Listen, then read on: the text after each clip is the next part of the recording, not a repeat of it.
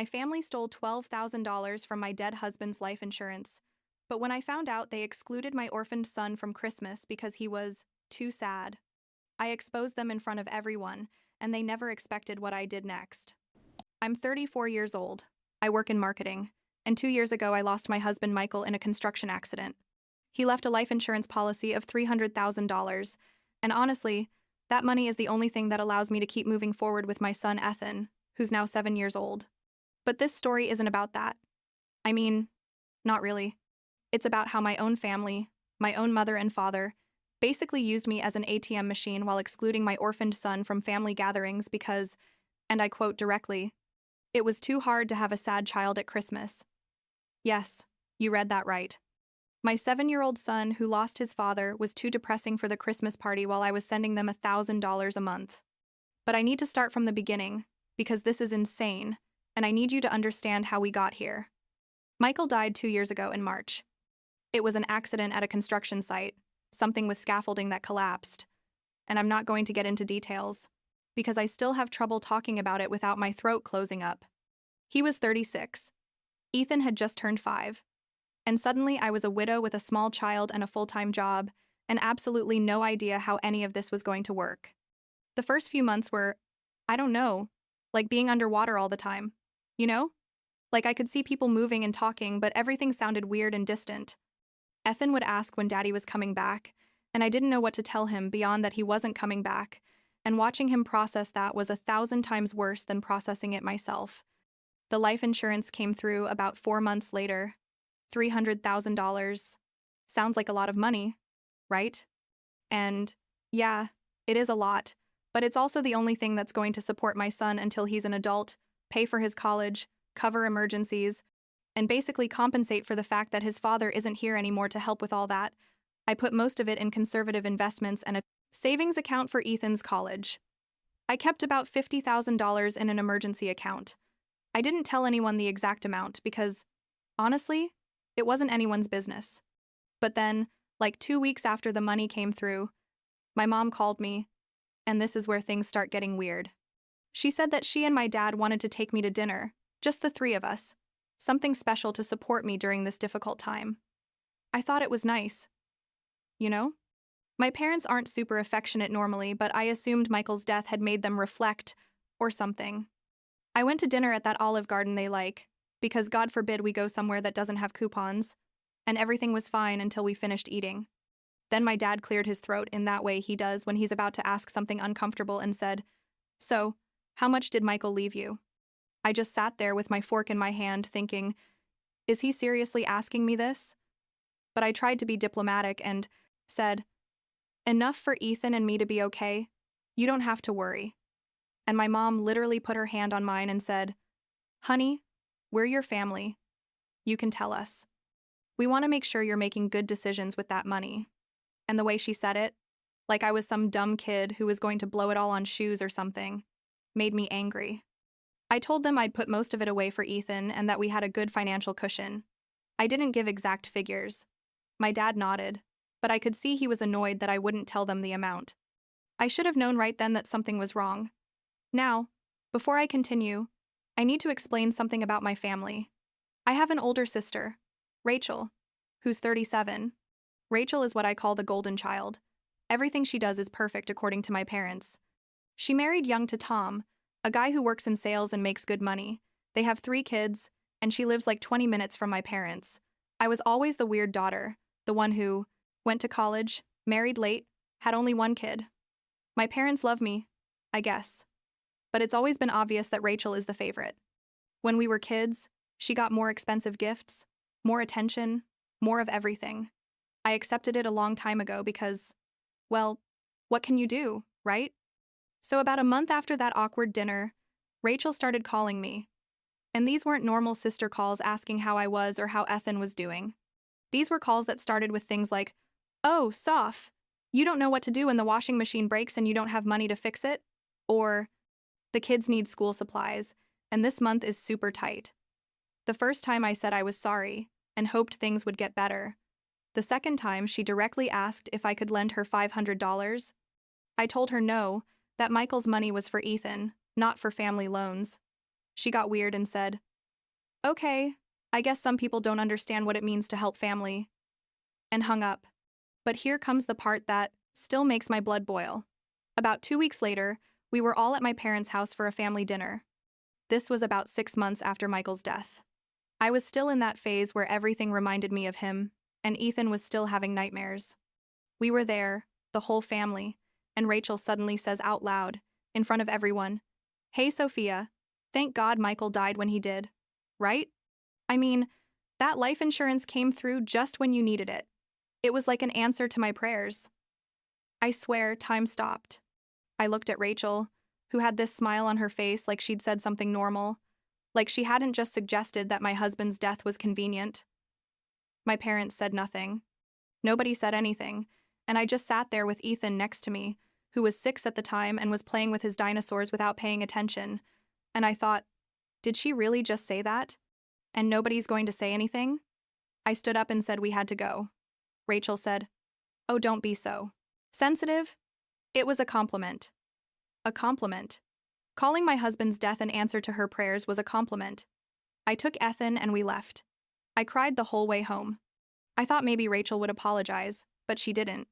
Instead, about a week later, my parents called and said they needed to talk to me about something important. I went to their house. Left Ethan with Michael's parents, Helen and George, who, by the way, have been absolutely incredible through all of this. More on them later. And when I got there, Rachel was there too. Great. A family intervention. They sat across from me in the living room, and my dad started with his prepared speech about how family supports each other and how Rachel was going through tough times financially. Rachel sells those MLM products, you know? Those essential oil things that supposedly cure everything but really just drain your bank account and make you lose friends. She barely makes anything from it but refuses to get a real job because, according to her, she's an entrepreneur. Tom makes decent money but with 3 kids, and Rachel spending money on MLM inventory, she can't sell. They're always tight. My mom then said, "Sophia, you have that $300,000. See?" They knew the exact amount, even though I never told them, which means someone found out, or they assumed, or who knows what.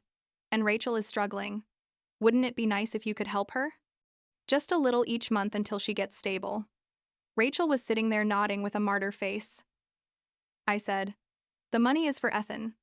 It's all he has from his father." And my dad said, "Michael would have wanted you to help your family." That hurt because Michael never really knew my family well. He always kept his distance because he said they were manipulative. I used to defend them, but now I was starting to see his point. But I was tired. I was sad. And honestly, I just wanted them to leave me alone. So I said, "Okay, how much?" Rachel, with this face, like she'd just won the lottery, said, "Maybe $1,000 a month? Just for a year or two until my business takes off? 2 years? $24,000? From my son's college savings?" I was about to say no when my mom said, "Rachel is also going to contribute to our expenses. Right, Rachel? She's going to send us $500 a month to help with food and utilities." And Rachel said, "Oh yes, totally. In fact, I already started this month." My parents nodded and said, "See? We all help. If Rachel can find $500 a month in her tight budget, surely you can find $1,000 in yours." The manipulation was so obvious it was almost impressive. But I was exhausted and just wanted to leave. So I said I'd think about it. My dad said, "There's not much to think about. It's family." In the end, and I hate to admit this, I agreed to send $1,000 a month. I said it would only be for 6 months and then we'd reevaluate. Rachel hugged me and whispered, "Thank you. You don't know how much this means." I started sending her the money in May. Every month, $1,000 from the account that was supposed to be for Ethan's emergencies. And every month I felt worse about it. Ethan would ask why we couldn't do certain things, like go to the science museum he loved or buy the experiment kit he wanted, and I'd tell him we had to be careful with money. Meanwhile, I'd see on Facebook that Rachel was posting pictures of the kids in new clothes and outings to expensive restaurants. In September, like 5 months after I started sending the money, I casually mentioned to my mom during a phone call something about how it was nice that both Rachel and I could help out. My mom went silent and then said, "What are you talking about?" I said, "You know, the $500 Rachel sends you every month." My mom laughed, an uncomfortable laugh, and said, Oh, honey, Rachel never sent us money. She can't afford to. We said that just so you wouldn't feel bad about helping her. I felt like I'd been punched in the stomach.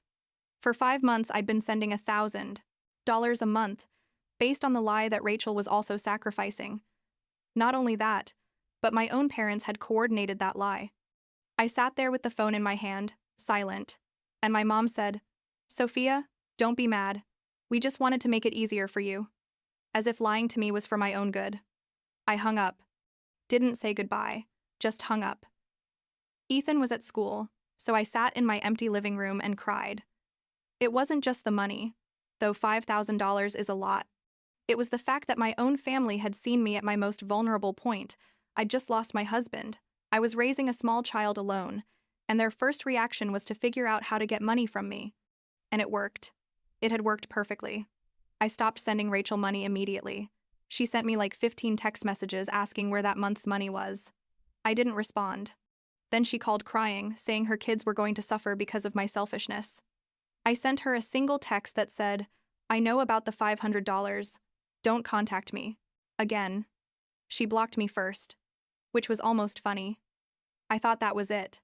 I thought I was finally done with their drama. But then December came, and this is where everything exploded in the most spectacular way possible. 1 week before Christmas, my mom called and said, "So, about Christmas Eve, this year we're going to make it adults only. You know, more relaxed. We can have wine. The kids don't have to be bored with adult conversations. You can leave Ethan with Michael's parents. I'm sure they won't mind." And look, on the surface that doesn't sound so bad, right? Lots of families have adults-only events. But something in my head told me this wasn't normal. I asked her, "Are all the kids staying somewhere else?" And she said, "Oh yes. It's going to be adults only. Very relaxed. Very chill." I don't know why I believed her. Or maybe I wanted to believe her because the alternative was too horrible to consider. So, on December 24th, I dropped Ethan off at Helen and George's. Ethan was happy he was going to do science experiments with his grandpa. George was a chemistry professor before he retired and loves doing home experiments with Ethan. I left feeling a little weird about it, but telling myself I was being paranoid. I got to my parents' house around 6 p.m. There were cars parked all up and down the street, so I knew quite a few people had already arrived. I walked in through the front door without knocking, because that's how we always do it. And the first thing I heard was children's laughter. Lots of children's laughter. I walked toward the living room, and there they were. Rachel's 3 kids, running around in matching Christmas pajamas. My cousin, Jake's son, who's 5. My cousin Emma's daughter, who's 9. Kids everywhere. Playing with new toys, eating cookies, being kids at Christmas. But not Ethan. My 7-year-old son, who lost his father less than 2 years ago, who still sometimes cried at night asking why Daddy couldn't come back just for Christmas, wasn't there. I stood in the entrance to the living room, and I think everyone felt the energy shift because the conversation stopped. My mom came toward me with a glass of wine and said in this super casual voice, "Oh, Sophia, you made it. There's punch in the kitchen." And I just looked at her and said, "You said it was adults only." "All the kids are here." She turned red but kept that fake smile and said, "Well, these kids are different. They're part of the family." And I said, "And what is Ethan then?" Nobody said anything. My Aunt Carol, my mom's sister, was there looking uncomfortable, and I could see she didn't know about this. My cousin Jake also looked confused. Rachel appeared from the kitchen with a plate of cookies and said, "Oh, Sophia, don't make a scene. Ethan is fine where he is. We all know he's been weird since Michael, and we didn't want him bringing down the party's energy." The exact words. Bringing down the party's energy. About my orphaned son? At Christmas? And something in me just broke. Not in the sad, crying way I'd been breaking for the last 2 years. It broke in the angry way. I said to Rachel, "My son is 7 years old and he lost his father." Lost his father, Rachel. And you excluded him from family Christmas because he's sad. What kind of monster does that? My dad tried to intervene with, "Sophia, we understand you're going through a tough time, but..." And I cut him off. I said, "No, don't finish that sentence. Nothing you're about to say is going to make this okay. You excluded your grandson from Christmas, while I sent you $5,000 based on a lie you all coordinated. Yeah, everyone knows now, right?" The $500 Rachel was supposedly sending you every month? Never happened. It was made up to make me feel guilty about giving her money. Rachel yelled, "That's not true." And I pulled out my phone and showed her the text conversation with my mom about it. I read it out loud so everyone could hear. My Aunt Carol said, "Wait, what's going on here?" My cousin Jake said, "Rachel was taking money from you?" Then Tom, Rachel's husband, who'd been quiet in the corner, said, "What money?" "Rachel. What is she talking about?" And Rachel went pale. Tom said, "You told me your business was doing well. That's why we could afford those luxuries. You've been getting money from your sister?" Meanwhile, Sophia is raising her son alone? Rachel tried to explain, but basically just dug herself deeper. She said something about how I had all that insurance money, and they had 3 kids to support, and that's when Tom said, "I have a job. A real job. We don't need charity, especially not from a widow." And he looked genuinely mortified. My dad tried to defend Rachel, saying it was complicated and everyone was trying to help. And I said, "Help? Help who exactly? Because you weren't helping Ethan when you excluded him from Christmas. You weren't helping me when you lied about Rachel contributing money. You were helping Rachel? Like always. Because she's the favorite, and apparently can do whatever she wants without consequences." My Aunt Carol stood up and said, "I didn't know about any of this. If I had known, I would have brought Ethan myself. This is wrong." And she left. Just grabbed her coat and walked out. My cousin Jake did the same, saying he didn't want to be part of this. Other aunts and uncles started murmuring among themselves. My mom finally exploded and yelled that I was ruining Christmas, and that I'd always been dramatic, and that I needed to grow up and stop being so selfish. Selfish. I was selfish. Not them for excluding an orphaned child. Not Rachel for taking thousands of dollars from me with lies. Me. For finally saying something. I left. I didn't say goodbye. Didn't grab the coat I'd left in the entryway. Just left. I drove straight to Helen and George's house, which is about 40 minutes away. By the time I got there, I was shaking from the adrenaline. I knocked on the door and Helen opened it, looking worried, and said, "Sophia, honey, what happened? I thought you were going to be out all night." I told her everything. Everything. She and George listened without interrupting, and when I finished, George just said, "Well, clearly we'll be celebrating all future Christmases here." Helen hugged me and told me she was so sorry my own family had treated me that way, but that they considered me their daughter and that Ethan would always have family who loved him. I went to get Ethan, who was in the basement with safety goggles on doing some experiment with baking soda and vinegar with George. Well, George had come upstairs. So Ethan was down there alone, supervised by the baby monitor they still had from when their own kids were little. When he saw me, he ran toward me and said, "Mom, look, we made a volcano. It was amazing." He had white foam in his hair and was smiling so big. I knelt down and hugged him and thought, This is what matters. Not those people who lied to me and excluded him. This small person who can still smile despite having lost his dad. That night, Ethan, Helen, George and I watched Christmas movies and ate popcorn. Ethan fell asleep between George and me on the couch, and it was the first Christmas in 2 years that I didn't feel completely shattered. The following days were crazy. My Aunt Carol called to apologize and say she had no idea about any of that. My cousin Jake sent me a long message saying he always thought my parents favored Rachel, but didn't know it was this bad. Other relatives, aunts, uncles, cousins who were at that party or who heard what happened, started contacting me. Apparently, my reaction had caused everyone to reevaluate how my parents and Rachel had been treating me for years. Rachel sent me a text from Tom's phone because I'd blocked her, saying I owed her an apology for humiliating her in front of her husband. An apology. I didn't even respond. Tom sent me his own message later saying he didn't know anything about the money, that Rachel had told him her business was doing well, and that he was going to make sure I got it all back. I told him I didn't care about the money. I just wanted them to leave Ethan alone. I never got the money back, by the way, but that's okay. I considered it the price of learning who my family really was. My parents called about a week after New Year's, not to apologize, but to say I'd overreacted and that I needed to apologize to Rachel for ruining her Christmas. I told my dad that Ethan and I weren't coming back to their house, that I didn't want their money or their fake apologies. I just wanted them to leave us alone. He said I'd regret it. I said I didn't think so, and hung up. I blocked them all. Mom, Dad, Rachel. Every number, every social media account. I left all the family group chats. It was liberating in a way I didn't expect. I thought I'd feel guilty or sad, but mostly, I felt relieved. Like I'd finally put down a weight I'd been carrying my whole life, without realizing how heavy it was. Ethan asked why we weren't going to Grandma and Grandpa's house anymore. I told him the truth in an age-appropriate way.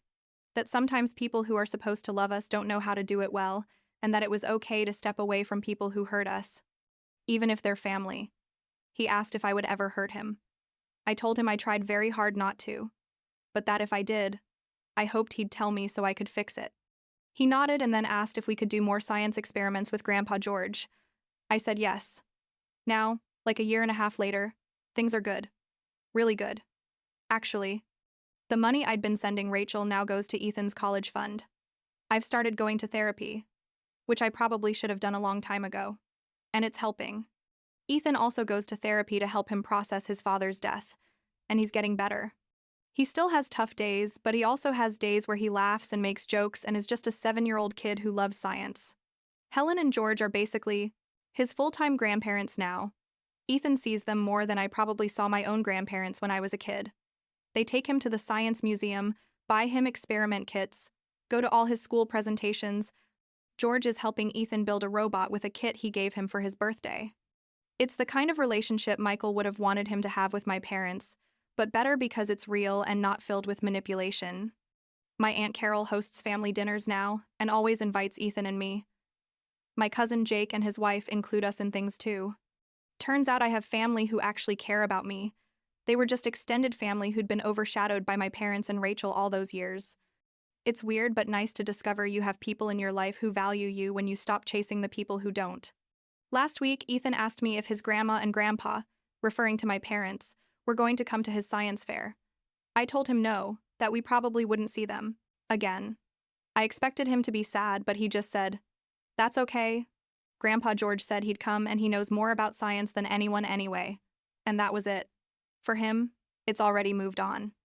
I wish it were that easy for me, but I'm getting there. I still sometimes think about that Christmas Eve, about how I felt standing in that room surrounded by children knowing mine had been specifically excluded. I wonder what would have happened if I hadn't said anything, if I'd just smiled and pretended everything was fine like I always did. Rachel would probably still be taking money from me. My parents would probably still be treating me like an ATM that occasionally says things they can ignore. And Ethan would probably still be treated as less than by the people who were supposed to love him unconditionally. But I said something. Finally, after 34 years of being the daughter who wasn't good enough, the sister who wasn't the favorite, I said something. And yeah, I lost my parents and the sister in the process. But honestly, I'm not sure I ever really had them. What I do have now is peace.